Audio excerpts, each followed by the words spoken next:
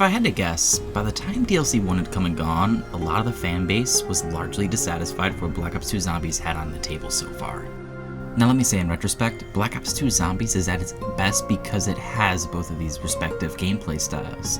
It makes Black Ops 2 the most unique in the series. I shouted from the rooftops my devoted love towards Transit when I revisited that map last month, and I acknowledged its shortcomings, but defended it to the bone as much as I possibly could. And I said the same for Nuketown Zombies, and that map's absolutely chaotic and frankly unpredictable setup rounds in that map's gameplay loop. I know I didn't have much defense for Die Rise, although I do still love and appreciate the things that the map did do right. I ultimately, however, was left unimpressed. Treyarch had stepped up to the plate and had stricken out for some people once, twice, and for plenty more 3 times within Black Ops 2 Zombies' life cycle. Little did we know, though, at the time, that Treyarch's answer was right around the corner. To say expectations for DLC 2 were low can hold some weight in a debate. That weight would slowly go down more and more as Treyarch unveiled and released what, in my personal opinion, might just be the single best Zombies map, Mob of the Dead, on April 16th, 2013. Mob of the Dead takes Black Ops 2 Zombies in a completely new direction. Mob of the Dead also happens to take place on December 31st, 1933, New Year's Eve, the night when our prisoners make their great escape. Caught in an endless cycle, and I told you guys Treyarch loved endless cycles back in the day, these 4 mobsters must fight their way through the endless hordes of the undead. At some points, Mob of the Dead can feel like a new game entirely. For starters, in addition to the complete reset on the story setup thus far in Black Ops 2, the buildable system has been revamped merely 3 maps since its introduction, to a system that honestly should have been in place since Transit. Now, you can pick up every piece at once, rather than having to build each individual piece of equipment before picking up the next part. Nonetheless, it's never too early for change, and a very incredibly needed revamp at that. Another complete overhaul is the map's Pack-a-Punch, requiring you to again collect pieces around the map to build our characters a plane.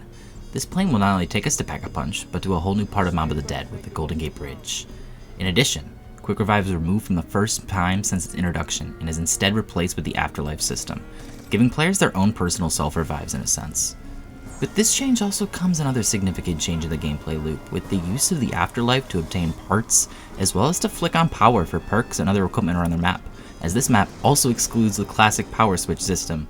I honestly think that this map deserves the title of being the best map. Mob of the Dead innovates the gameplay loop and systems for the first time since the game's inception. It takes risks, and each and every one paid off beautifully in my opinion. Mob of the Dead's Wonder Weapon for the first time requires players to obtain 3 parts to build its upgrade. While the base weapon can be found in the box, there's also a quest to obtain the base non-upgraded Blundergat, guaranteed with the help of the Hell's Retriever. Oh yeah, the Hell's Retriever. Obtainable by completing 3 soul boxes in the form of Hellhounds, the Hell's Retriever takes up the tactical slot in the player's equipment. That's where the Monkey Bomb or EMP's gross would go. Now, before going further on Mob of the Dead exclusively, I'd just like to bring up this lovely conversation that I had with a commenter in my last video on my Die Rise retrospective. They were in disagreement with my stance on Die Rise. Now, I absolutely appreciated this conversation, and it's honestly fueled my energy towards writing the script, and I want to go over a few points that he makes and the rebuttals that I made, and essentially it helped shape my newfound somewhat appreciation for this map even more than I already had. Essentially, they wrote that most people hate Die Rise because they don't understand the map. The elevator system and perks can be avoided entirely on this map by just crafting the liquefier itself. You can get all the perks free on jumper rounds and have no chance of dying by doing the high round strats, as even after the liquefier patch, it will still carry you to round 120, if he's not mistaken. PhD, in my opinion, would ruin the immersion of the map. The whole point of the map is to challenge Victus. That's why they keep respawning. Richtofen can't let them fail, so dying is inevitable here, and adding PhD would essentially ruin the point of the lore for the map, as they would never die if they fell. But for the most part, the parkour lets you avoid dying anyway.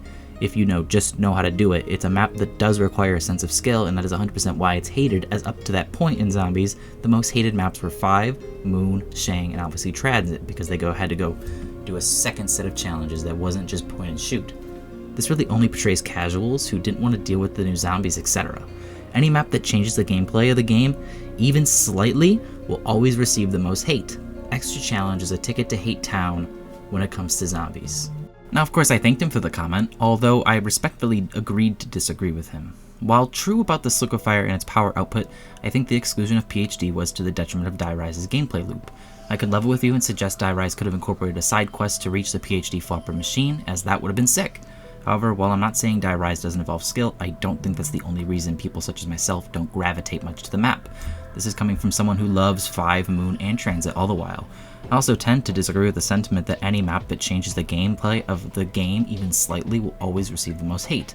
While that can be true, Mob of the Dead is the next map, the map we're covering right now, changed and evolved so many fundamental gameplay elements of the Zombies gameplay loop. 12 years later, it's still touted as one of, if not the best Zombies experience to date by many. By myself included. Now they did respond again, as a side quest would have been cool, but again, from a story aspect, its existence wouldn't make much to sense. However, you're ultimately proving the point here by throwing up Mob of the Dead as a challenging map, when it's probably one of, if not the easiest maps to learn, as the Warden has no threat because his HP is low as hell. You can easily get a gun that acts as a monkey, an axe that one taps and can be upgraded, a spoon that can hit to round 113 and then upgraded for it to be round 33. Even in multiplayer, you have Afterlife to revive yourself. Of course it's loved. Hell, you have 3 self-revives on solo. And then the conversation continued to other topics that just don't pertain to the video, so I'm gonna skip over that. But my last rebuttal was, I don't think that there's a difference in difficulty between Die Rise and Mob of the Dead. I think the design philosophy between these two maps is where Mob of the Dead is different. It's not that it's easier in the sense of gameplay. The Vitrolic Withering caps off after a certain point where the Sliquefier just doesn't. Like you said, that gun can get you to around 120. The Withering isn't going to give you that kind of output. Now the Acid Trap strategy is sore, but that again is a strategy that skilled players can accomplish. This also applies to preserving ammo, as Mob of the Dead doesn't have a guaranteed max ammo boss every 5 rounds, but Die Rise does, which not only gives the player his max ammo, but also gives the player a bit of a break. Mob of the Dead gets the praise it deserves for giving skilled players more options. Not everyone's going for the Hell's Redeemer, or the Golden Spork, and the ones that do, however, get rewarded. But even then, most of what they have and earn has an expiration date. When it comes to the Afterlife system, I do kind of agree that it can be abused. I would argue, though, that those who do abuse it are the skilled players.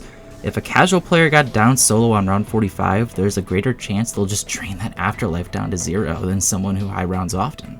Although yes, they probably should have given solo maybe a max of 2 rather than 3. Overall, though, this was an amazing exchange, and I think it really helped me understand why I disliked Die Rise so much, and why it was frustrating to me, and why a big chunk of the community has felt the same way over the years. Die Rise was messy, and that messiness can be explained off as the map being difficult or for story-related purposes. And while I don't disagree with the idea of Die Rise requiring some set of skill, much like other Zombies maps, where I disagreed with this commenter, however, was his dismissal of Mob of the Dead being easy, for providing not only more options for the players, but by making these quests flow so much more in sync with the overall gameplay of the Zombies mode.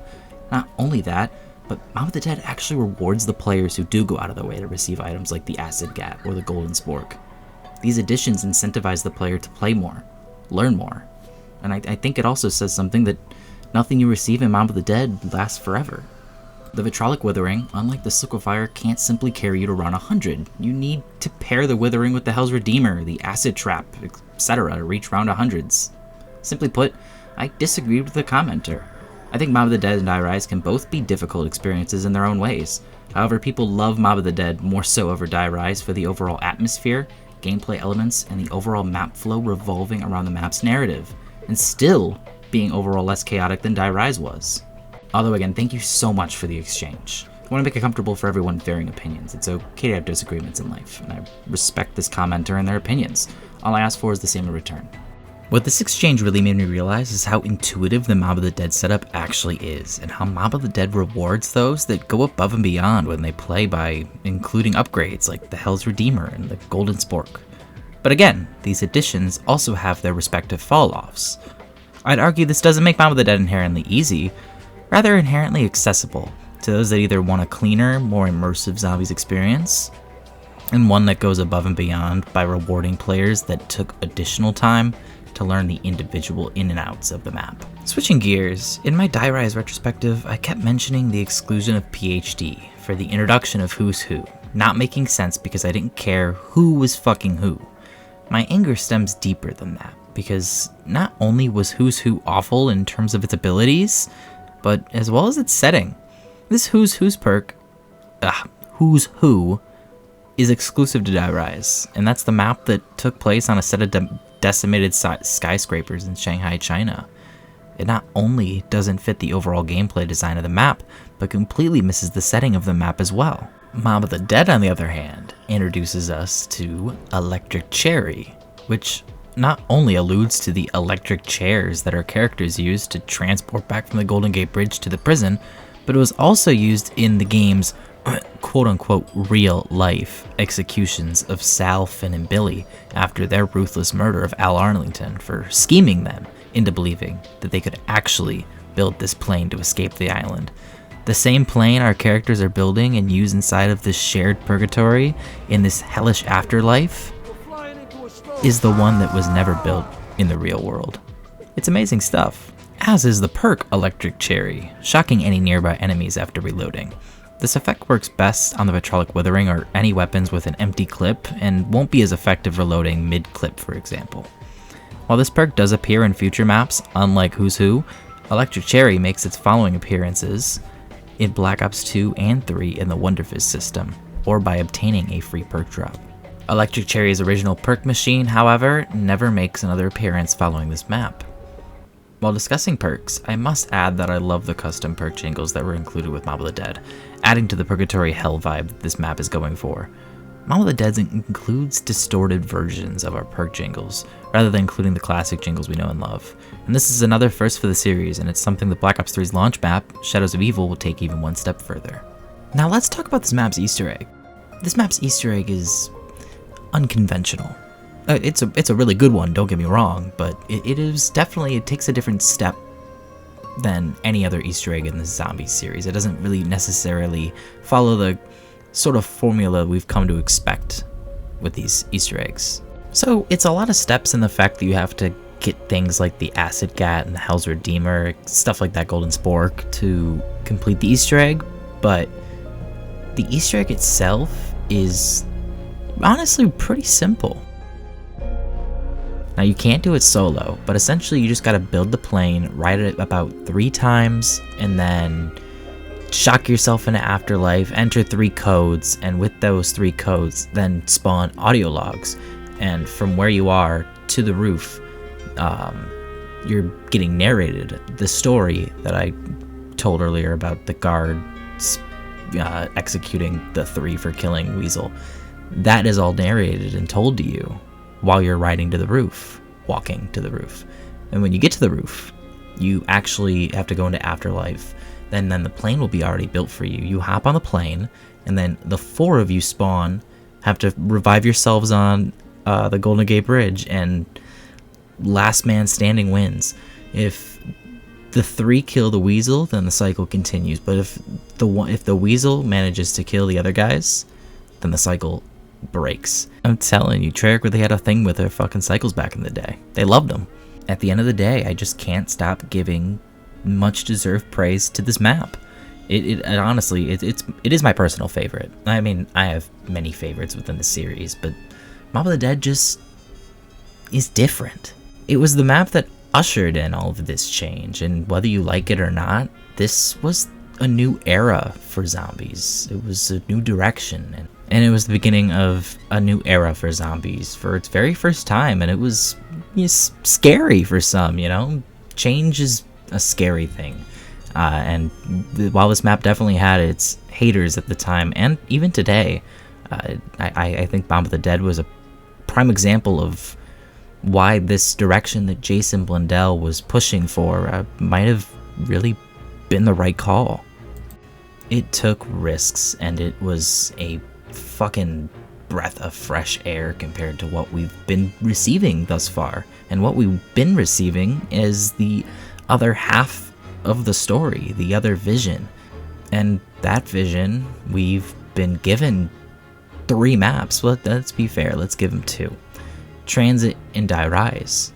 And those 2 maps were polarizing. Both of those maps have their respective fans, myself included, for Transit, but these maps were no Mob of the Dead. The launch of Black Ops 2 Zombies was an interesting one. It was a rather polarizing one, however, and one that desperately needed some help. And thankfully, Mob of the Dead was that help. And this is no shade to Jimmy Zielinski at all. I fucking respect the hell out of that guy, actually. He's one of the creators of the game mode after all. But it was clear that perhaps the vision of zombies and its future as a mode, it didn't lie with Jimmy Zielinski. And maybe with this new leadership under Jason Blundell, zombies could reach heights that it never once saw was even possible. And spoilers, that happens with Black Ops 3. Yeah, that game. Fucking 10 years old, can you believe it? Jesus. It's for these reasons that I truly think that Mob of the Dead was the best zombies map we've ever had. I love this map, I love the story that it tells, and I love the personality that it has. It has some of the best personality of any zombies map to this point, and to this date. It's a one of a kind. But what do you guys think? Let me know down in the comments, and thank you for watching. Please like, comment, share, subscribe, and I'll see you next time with Buried. Spoiler alert, I fucking love that map. Anyways guys, peace out.